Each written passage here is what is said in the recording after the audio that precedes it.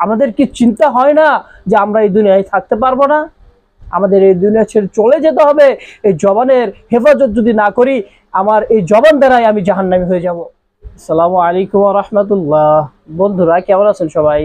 আশা করি সবাই অনেক অনেক ভালো আছেন। হারুন টেক আনলিমিটেড চ্যানেলে আপনাকে স্বাগতম। আমি মোহাম্মদ হারুন সাহেব আজ আবারও নতুন ভিডিও নিয়ে হাজির হলাম। আজকের ভিডিও থেকে আলোচনা করব অহেতুক কথা বলা থেকে আমরা সবসময় বিরত থাকব।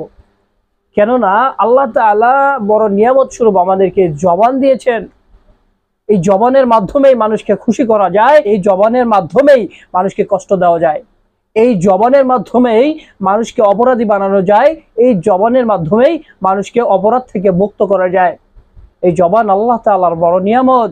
এই নিয়ামত পেয়ে আমরা মানুষের গীবত করি, অন্যায়কে আমরা ভয় না করে অন্যায়ের সাক্ষী দেই, নিরপরাধীকে এই জবানের মাধ্যমেই অপরাধী বানিয়ে দেই। আমাদের কি চিন্তা হয় না যে আমরা এই দুনিয়ায় থাকতে পারবো না, আমাদের এই দুনিয়া ছেড়ে চলে যেতে হবে?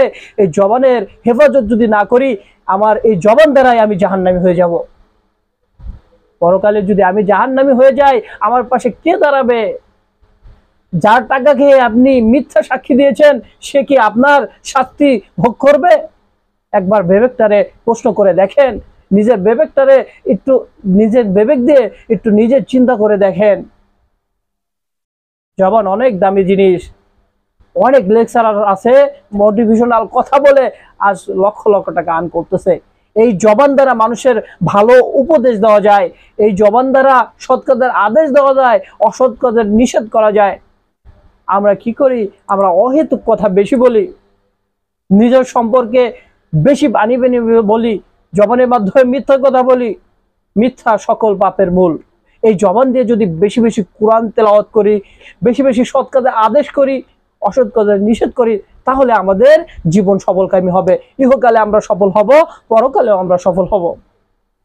এই জবান পেয়েছি আল্লাহ তাআলার বড় নিয়ামত হিসাবে। অহেতুক কথা বলে আমরা যদি জবান নষ্ট করে ফেলি, আমরা গুনাহ কামাই, তাহলে ইহকাল ও পরকাল বরবাদ হয়ে যাবে। এই জন্য কম কথা বলতে হবে, আর যতটুকু কথা বলতে হবে মানুষের কল্যাণে যেন কাজে লাগে সেই কথা বলতে হবে। আপনি যদি ধৈর্যশীল হয়ে আপনি দামি দামি কথা বলতে পারেন, আপনি যদি এই জবান দিয়ে দামি কথা বলতে পারেন, আপনি সম্মানিত হবেন। আপনার কথার কারণে যদি কেউ উপকৃত হয়, তাহলে আপনি ইহকালেও শান্তিকামী হবেন, পরকালেও শান্তি পাবেন। আর আপনার এই জবানের দ্বারা, এই কথার দ্বারা যদি আপনি অন্যকে কষ্ট দেন, তাহলে ইহকালের শেষ পর্যায়ে আপনি অবশ্যই ধ্বংসাত্মক তো হবেনই, পরকালে কঠিন আযাবের গ্রেফতার হতে হবে।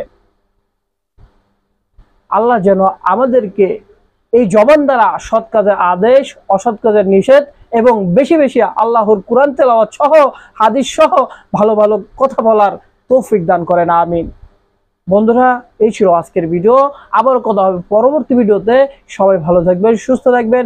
আসসালামু আলাইকুম ওয়া রাহমাতুল্লাহ।